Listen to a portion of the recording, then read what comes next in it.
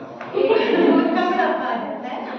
जो स्प्लीन होते हैं ना वो छोटा सा ऑर्गन होता है, जब बार बार वो वहां से उसको क्रॉस करके जाएगी। एक तो चीज ऐसी है, अब इसी चीज को बार बार फ्रिक्शन करो आप, रगड़ रगड़ के कैसी हो जाएगी वो, घिस जाएगी वो, ठीक है। उसकी उसकी खत्म हो, मतलब जो उसकी इम्यूनिटी होती है, जो पावर होती है वो खत्म हो जाएगी। तो बार बार जब हमारा ब्लड फ्लो हो रहा है बिल्कुल नैरो पोर्शन से, तो जो आरबीसी की शेप होती है ना वो शेप चेंज हो जाएगी। वो ऐसे बार बार किसी चीज को हम बार बार एक ही जगह पे रगड़ेंगे तो उसी शेप में ढल जाती है, वो चीज ढल जाती है ना।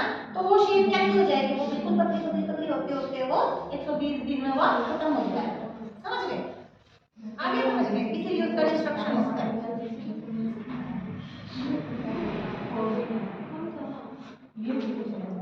सुन ले बेटा ध्यान से।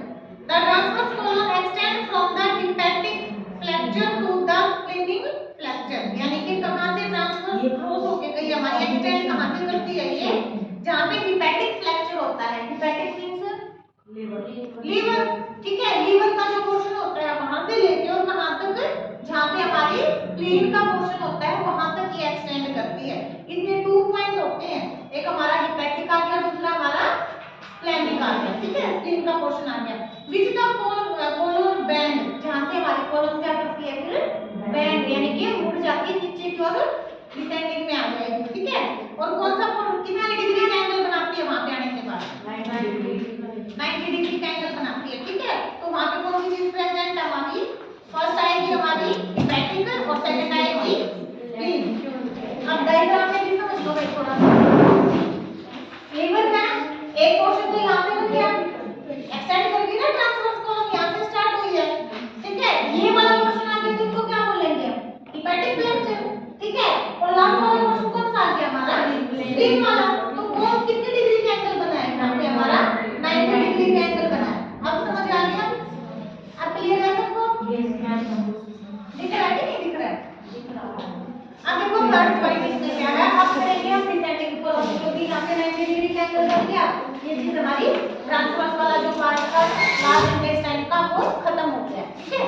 अब करेंगे इसमें descending. Descending column line in the vertical portion, same हमारा यहाँ पे भी वर्टिकल पोर्शन था, तो नीचे भी तो हमारी सेम ही पे आ जाएगी डिग्री में, ठीक है। तो इसको भी हम क्या बोलेंगे, वर्टिकल पोर्शन ही होता है। इट इज प्रेजेंट, ये तो राइट में था असेंडिंग, और डिसेंडिंग किस साइड पे आएगा हमारा, लेफ्ट एब्डोमेन की जो लेफ्ट वाली साइड होती है वहां पे आएगा, ठीक है।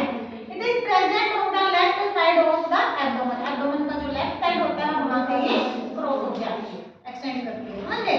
इट एक्सटेंड फ्रॉम द, कहां से एक्सटेंड करेगी हमारे, जहां से हमारा स्टमक है, जहां पे स्टमक है इसके बिल्कुल नीचे, just below the stomach, stomach के बिल्कुल नीचे के पार्ट से एक्सटेंड करती है। और कहां तक जाएगी फिर ये, स्प्लीन को ट्रैवल करती हुई, स्प्लीन को क्रॉस करती हुई जाएगी, कहां पे हमारा इलियम क्रेस्ट हम जहां पे बोलते हैं, जहां पे हमारी सिग्मोइड कोलन स्टार्ट हो जाती है, ठीक है। असेंडिंग समझ आ गया, सॉरी डिसेंडिंग समझ आ गया, असेंडिंग, ट्रांसवर्स और डिसेंडिंग, तीनों पार्ट आपने अच्छे से डिफाइन करने हैं, कौन सा पोर्शन है, कहां से एक्सटेंड करती है, जहां पे खत्म होता है उस पॉइंट को क्या बोलते हैं, उसके बाद कौन सा पोर्शन हमारा स्टार्ट हो जाता है, ठीक है। अगर एग्जाम में भी आता है तो आपने ऐसे ही डिफाइन करना है। अगर आपको स्ट्रक्चर आ गया ना तो डिफाइन करना कोई बड़ी बात नहीं है, तो पहले आप स्ट्रक्चर को समझो, और अब तो समझना और भी आसान हो गया है ना। तो लास्ट वाला पॉइंट देखो आप, the sigmoid colon is the portion of the large intestine, जो सिग्मोइड कोलन है वो भी किसका पार्ट है हमारा, लार्ज इंटेस्टाइन का, और कहां से स्टार्ट हुआ है, जहां पे हमारा असेंडिंग पार्ट खत्म हो गया, ठीक है। और स्टार्ट वहीं से हमारा सिग्मोइड कोलन स्टार्ट हो जाती है, समझे। डाउनवर्ड नीचे की ओर है, जहां पे हमारा इलियक क्रस्ट खत्म हुआ वहां से ये एक्सटेंड करती है, ठीक है। इट इज कॉल्ड सिग्मोइड, इसको क्यों सिग्मोइड कोलन बोला गया है, क्योंकि ये हमारी एस शेप की है, थोड़ी सी मुड़ी हुई है, कर्व है, ठीक है, इसीलिए इसको हम क्या बोलते हैं, सिग्मोइड कोलन, समझ गए। उसके बाद आता है रेक्टम, रेक्टम तो लास्ट पोर्शन होता है, ठीक है, जहां पे मटेरियल आके सारा एक्यूमुलेट हो जाता है। जो रेक्टम होता है वो कितने सेंटीमीटर का होता है, 20 सेंटीमीटर का होता है, इंच में पूछा जाए तो 7 से 8 इंच में आएगा। इट इज लाइन, कहां पे प्रेजेंट है ये, anterior to the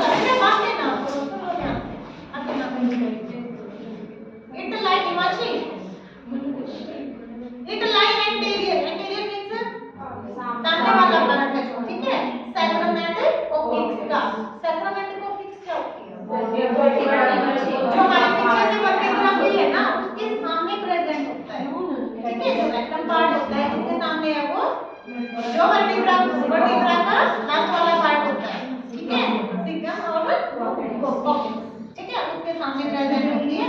it start from the sigmoid colon, start होती है और एंड कहां पे होगा इसका, एनएस पर जाकर एंड हो जाती है। और एनएस की ओपनिंग में स्पिंचर मसल्स होती है, जो में ओपनिंग हो जाती है और वेस्ट मटेरियल सारा बॉडी से बाहर आ जाता है, रिमूव हो जाता है, ठीक है, क्लियर है।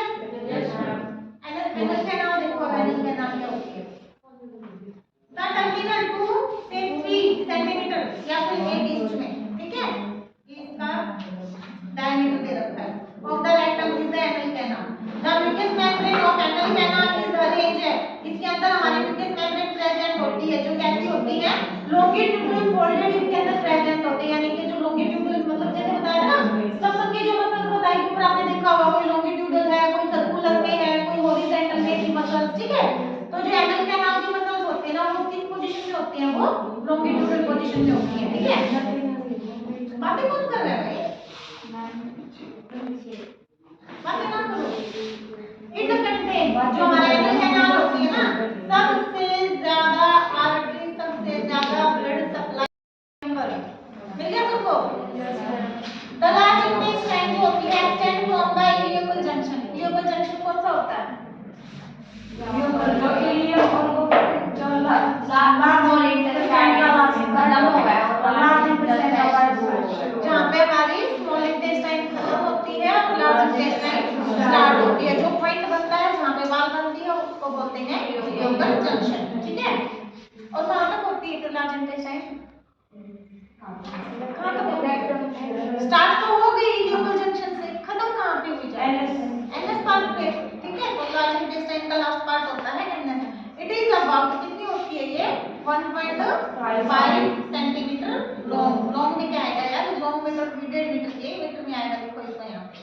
इट इज डिवाइडेड इनटू, कितने पार्ट में इसको डिवाइड किया गया है, Sikkim colon rectum and rectum, rectum के बाद कौन सा पार्ट आएगा, एनएस आएगा, ठीक है। तो इसको डिवाइड किया गया है, फर्स्ट पोर्शन आएगा इसका सिक्किम, सेकंड है इसकी कोलन और उसके बाद रेक्टम और फिर एनएस। अब जो कोलन है, जो लार्ज इंटेस्टाइन को ही हम कोलन बोलते हैं, ठीक है। अब इसको डिवाइड किया गया है कितने पार्ट में, 4 पार्ट में। First is ascending, transverse, descending, ठीक है। सिग्मोइड के बाद फिर रेक्टम एंड एनएस, समझ रहे। It is the in the angle between the caecum and terminal part of ileum, यानी कि जहां से हमारा स्टार्ट होता है सिक्किम और हमारा कोलन पार्ट स्टार्ट होती है, जहां से उस पार्ट में कौन सा जंक्शन था, हमारा इलियम पार्ट था, ठीक है। There is narrow, narrow means बीड़ा, ठीक है, बीड़ा का पोर्शन होता है ये, जिसको हम क्या बोलते हैं, वर्मिफॉर्म अपेंडिक्स। इसमें भी देख लो, जो नीचे से ब्लू कलर का दिख रहा है आपको, दिख रहा होगा ना, जो छोटा सा ब्लू कलर का छोटा सा साइन है, इसको हम क्या बोलते हैं, अपेंडिक्स, ठीक है। अपेंडिक्स पार्ट होता है, यानी कि इसका भी हल्का फुल्का डाइजेशन में हेल्प करता है, अगर इसको रिमूव भी कर दे तो ज्यादा फर्क नहीं पड़ता डाइजेशन पे, ठीक है। मोस्ट ऑफ पीपल का आज की डेट में रिमूव हो रखा है, इसकी इन्फ्लेमेशन हो जाती है ना, अपेंडिक्स की, हां पेन होता है, ठीक है। किस साइड में पेन होगा एब्डोमेन में, राइट साइड, राइट साइड, ठीक है। सबसे पहले इसका फर्स्ट पार्ट पढ़ेंगे। The first part of the large intestine is given the name the Sikkim, जो पहला पार्ट है उसके किस नाम से जानते हैं हम, सिक्किम के नाम से जानते हैं। It is about the 5 to 8 centimetre, कितना है ये, 5 से 8 सेंटीमीटर होता है, 2 से 3 इंच में, ठीक है। सेंटीमीटर में पूछा जाए तो 5 से 8 सेंटीमीटर और इंच में पूछा जाए तो 2 से 3 इंच, ठीक है। It is the bread pouch, यानी कि पाउच जैसा, पाउच होता है जो थैली जैसी होती है, जो यहाँ पे खुला हुआ पोर्शन है नीचे वाला, बिल्कुल ऐसे गोल सा पोर्शन होता है, जिसको पाउच बोलते हैं, ठीक है। पाउच लाइक स्ट्रक्चर होता है इसका।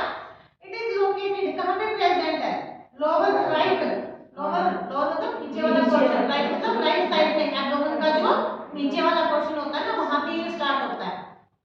हमारी लार्ज इंटेस्टाइन स्टार्ट ही वहीं से होती है, समझे। फिर आएगा कोलन, जो कोलन होती है उसको डिवाइड किया गया है ascending, transverse, descending and sigmoid colon, इसको 4 पोर्शन में डिफाइन किया गया है। फर्स्ट आएगा असेंडिंग कोलन, कौन सी होती है, असेंडिंग कोलन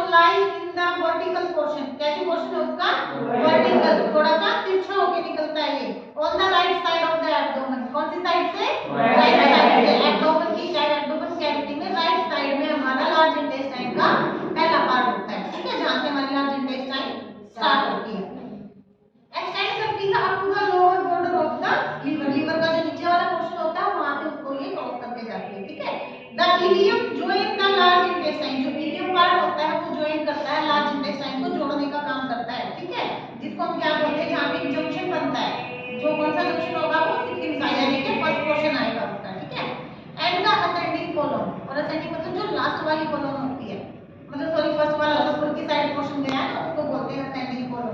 द इल्यूबल वाल, जो इल्यूबल वाल होती है वो अलाउ करती है किस चीज के लिए, material to pass from the ileum into the large intestine.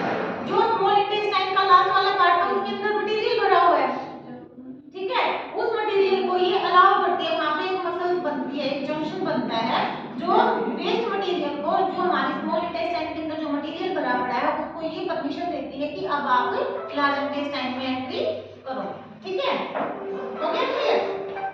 But not in the reserve direction, यानी कि उसको रिजर्व करने का काम नहीं करती है, यानी कि परमानेंटली उसको स्टोर नहीं करेगी, कुछ टाइम के लिए उसको आगे की ओर पास कर देगी, फिर उसमें पैरासिटिक मूवमेंट होती है, फिर वो डेफिकेशन वाली मूवमेंट होती है, फिर वो उस मटेरियल को आगे की ओर पास कर देगी, ठीक है। फिर आएगा हमारी ट्रांसवर्स कॉलम जो हमारी हॉरिजॉन्टल पोर्शन में होती है, पता है ना ट्रांसवर्स, ये हमारी जो स्टमक और लीवर के नीचे से क्रॉस होके गई है, ठीक है, इसको बोलते हैं ट्रांसवर्स। पास होती है कहां से, horizontal out of the abdomen, abdomen का जो ये वाला पोर्शन होता है इसको हॉरिजॉन्टल पोर्शन बोलते हैं, ठीक है, तो उसको क्रॉस करके जाती है लीवर को, स्टमक को, स्प्लीन को, तीनों की नीचे से क्रॉस होके जाती है। कौन कौन सा, लीवर, स्टमक और स्प्लीन। स्टमक का पता है, यस मैम। लीवर का पता है, यस मैम। स्प्लीन का पता है, यस मैम। ठीक है, स्प्लीन का सेकंड नेम क्या है, स्प्लीन को क्या बोलते हैं, ब्लड बैंक भी बोलते हैं क्योंकि स्टोर करने का काम करती है, और क्या बोलते हैं। अब आरबीसी का डिस्ट्रक्शन कहां हो रहा था, स्प्लीन में हो रहा था।